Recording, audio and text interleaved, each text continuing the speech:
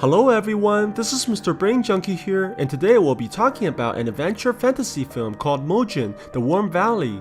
Be ready for some spoilers ahead. Thousands of years ago, a vengeful goddess created a terrifying punishment for those who defied her. A curse mark was placed on the people's shoulders, causing them to die horrifically and prematurely before they reached the age of 40. The most heinous part of this curse is that it passes down through generations, dooming all the children to the same fate as their parents. For this reason, those who are cursed have been looking for two items, the dragon orb and the celestial bone. The legend states that only by combining these two artifacts can the people lift the curse that was placed on them through their ancestors. Bei is one of the people who's afflicted by this curse, and he successfully found the celestial bone inside a tomb after going through numerous monsters that killed most of his team. His friend, Professor Sun, has decoded most of the riddles on the bone and found out the location of the dragon orb, which is located inside the Dragon Mountain. However, the magical item doesn't tell them the dangers of its location, nor how the combination of these two artifacts are able to nullify the curse. One of Bei's friends, Shirley, has come back bearing some good news as she's made contact with a local family who knows the secret pathway into the mountain itself.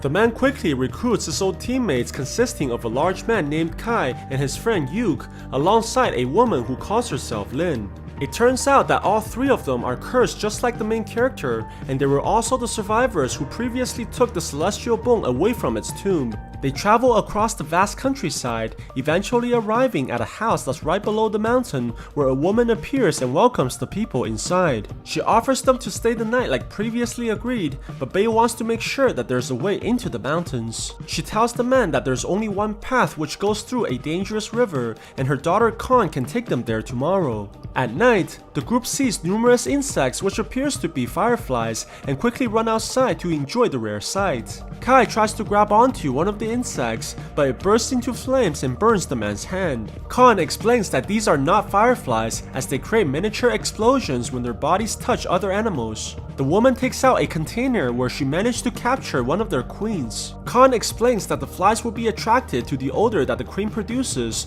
and swarms at the location where their leader has died. She demonstrates this by opening the jar, causing the bugs to follow them wherever they go. The next day, the group heads towards the mountain by traveling through perilous pathways, eventually arriving beside a lake where Khan shows them the entrance that they were looking for. As the team is heading towards the mountain by using the boats, Khan warns them to be careful as there are rumors of monstrous creatures lurking inside the lands. The group makes it into the cave, and Kai reveals that he took the insect queen from Khan, trying to impress his girlfriend. At the same time, Yuk notices a strange fish inside the river and tries to touch it, but the animal rushes towards the man and bites him on the finger, leaving blood in the water. Very soon, hundreds of man-eating fish charges towards the group and begins jumping out from the water, trying to devour everything in sight. They try to defend their lives and fight back by using their weapons, but the animals' numbers are too great, and Kai gets knocked into the river while trying to save Lin. The fishes quickly notice the man's presence and swarms right behind him,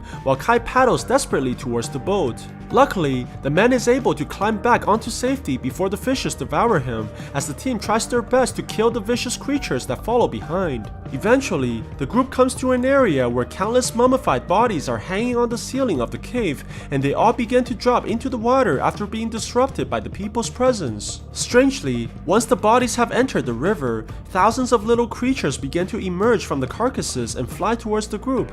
The organisms attack the team and bites them furiously, while the people are having a very difficult time trying to defend against the swarm. With no other choice, the professor gives the team multiple flamethrowers, allowing them to more effectively handle the enemy's numbers. They're able to hold back the flying parasites as they barbecue the creatures and feed them to the fishes. However, the fuel in their weapons begin to run out quickly, and they still haven't reached the exit.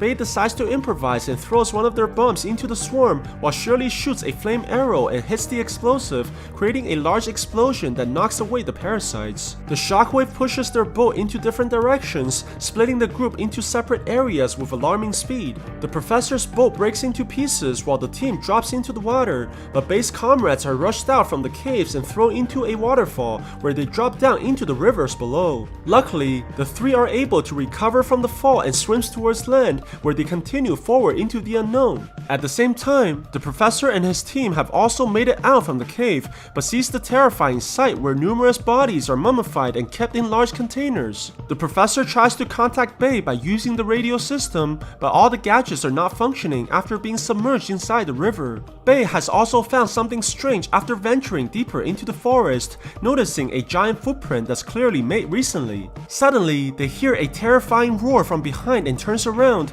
only to see a giant lizard appearing and jumping towards them. The massive creature appears to be hostile in nature and displays incredible strength. It turns the attention to Shirley and begins chasing the woman closely behind, destroying everything in sight as she tries desperately to escape. The monster eventually forces the girl inside a tree and she begins shooting arrows at the creature, but the attacks are useless as they fail to penetrate the lizard's skin. She's saved when Bei jumps onto the monster from behind and tries to stab it using his knife, giving the woman a chance to run and telling her to find the professor. The giant lizard quickly throws Bei off its back using tremendous force and begins charging at the man. Meanwhile, the professor's group is also attacked by a similar creature as it chases them with the intent to kill. The old man quickly falls behind from his team as he clearly spent too much time on computers and not enough on cardio. Luckily, before the creature can devour the professor, an arrow is shot towards the monster and hits it right in the eye. It turns out that Shirley has found her team members and she tries to save them by luring the creature away.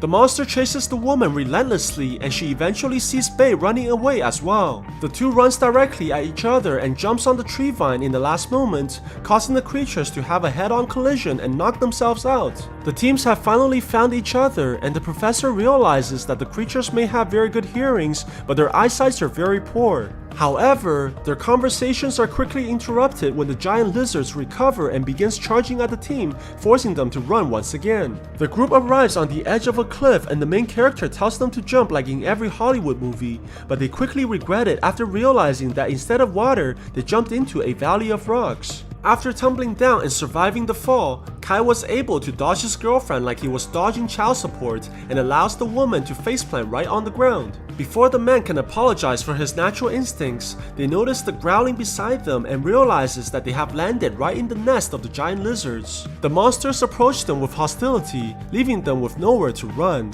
but the creatures are quickly stunned when they hear the thunders from the approaching clouds. Apparently, their sensitive hearings are also their greatest weakness, which allows the team to escape temporarily. As they continue forwards, the professor notices what appears to be a floating island in the far distance and suggests that is where they should go to. By using the thunder's noise, the group is able to run away from the giant monsters and cross the field, but their cover is quickly blown when the lightning stops. With no other choice, Shirley decides to lure the animals towards her by shooting arrows at them and quickly runs away from her team.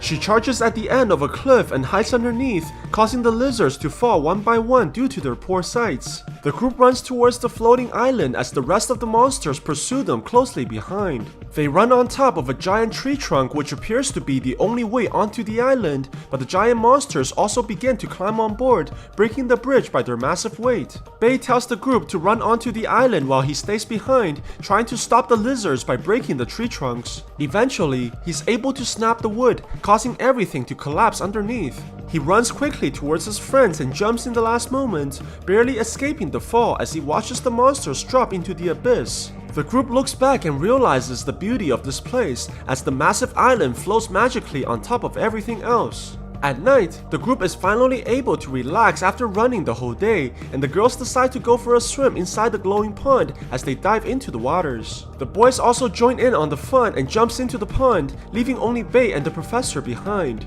After seeing the youth and happiness of his team, the old man questions why they don't simply go back and accept their fate. He thinks that they should enjoy the time that they have left instead of running into even more danger and possibly getting killed. Bei tells the man that he refuses to give up and believes that they can definitely remove the curse and get back the life that's rightfully theirs. The next morning, the group wakes up after a peaceful night and prepares for their journey into the flower fields below. They cross the vast lands after climbing down from the island, and the scenery eventually changes to something more haunting as they venture deeper into the mountains. As they approach the walls, the team realizes that it's filled with coffins that spans all the way to the top of the mountain.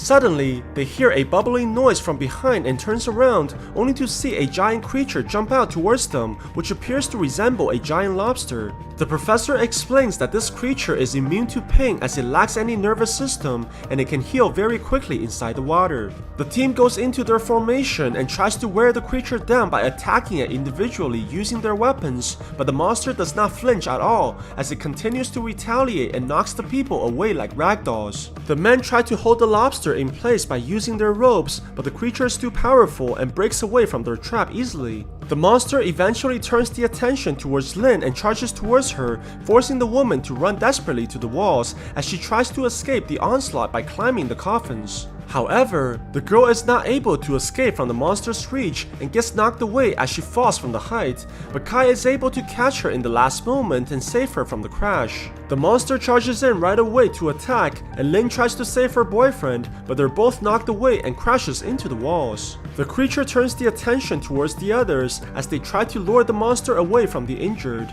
The team is able to trap the monster by using their ropes again, but this time they planted bombs in the area which explodes continuously, causing the stone pillars to smash into the creature. Surprisingly, the monster is able to survive the attack and turns away from the humans, trying to run into the water where it can heal its wounds. Bei rushes inside the lake as well and swims towards the fleeing animal, eventually able to grab onto the creature. The man cuts himself using the blade and spills the blood inside the lake, attracting all the man-eating fishes towards the area as he rushes towards land. The little creatures are able to devour the giant lobster in a matter of seconds as the main character escapes the lake just in time. When the chaos is finally over, the group sees Lynn walking towards them slowly, but quickly realizes that something is wrong as the woman faints and drops towards the ground. They rush towards their teammate and finds out that Lynn is mortally wounded after trying to protect her boyfriend from the monster. She tells Kai to not be sad and promises her that he'll live on for both of them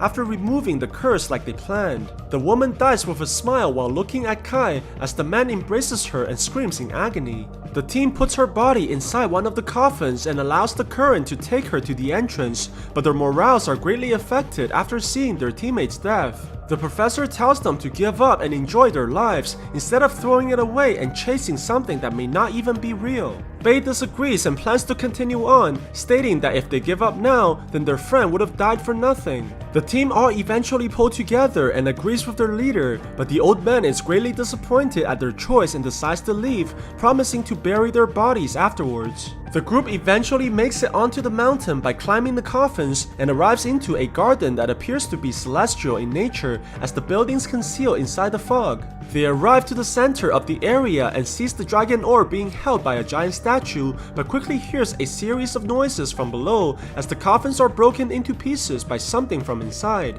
An army of scorpion monsters appear in front of them as the creatures proceed to corner the group in hostility, giving them nowhere to run. The team begins to fight the monsters by using their weapons, but are pushed back quickly by the enemy's numbers. They try to open a way for the main character, and Bei runs towards the giant statue and grabs the dragon orb. He runs back to his team, but soon realizes something wrong as the ground begins shaking like an earthquake. The bells all begin to ring, and surprisingly, the scorpion monsters all turn back in fear and runs for their lives. Rain clouds begin to form, covering the sun very quickly, and the mountain starts to break apart while a giant serpent emerges from the falling rocks, roaring furiously at the people. Bei tells his team to run quickly and they try to escape the garden, but the monster is too fast and blocks the way immediately as it surrounds the people. It attacks by using its giant mouth, sending the group in the air by the shockwave alone and making a huge crater in the process. The giant snake destroys the buildings nearby as it recovers and screams furiously at the team, causing them to run in fear. The monster attacks them again, causing Kai to fall and drop the jar with the queen inside, breaking a hole in the glass. The firebugs are able to sense their leader's presence and begin swarming towards the mountains altogether.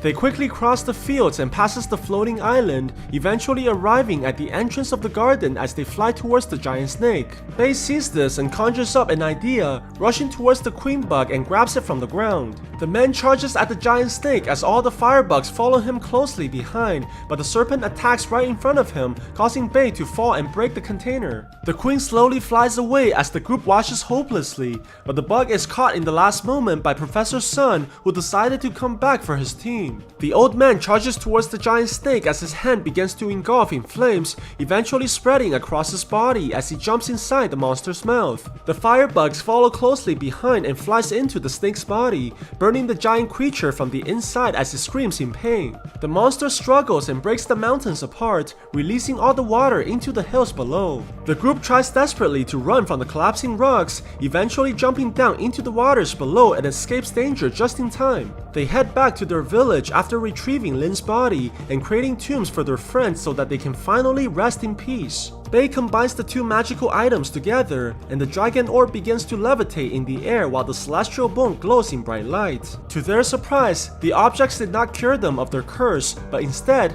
reveals the clues to a new location where more danger is surely waiting for them in the unknowns. So what do you guys think about this movie? Let me know in the comments below. And if you liked my video, please press like and subscribe for more. I'll see you guys next time.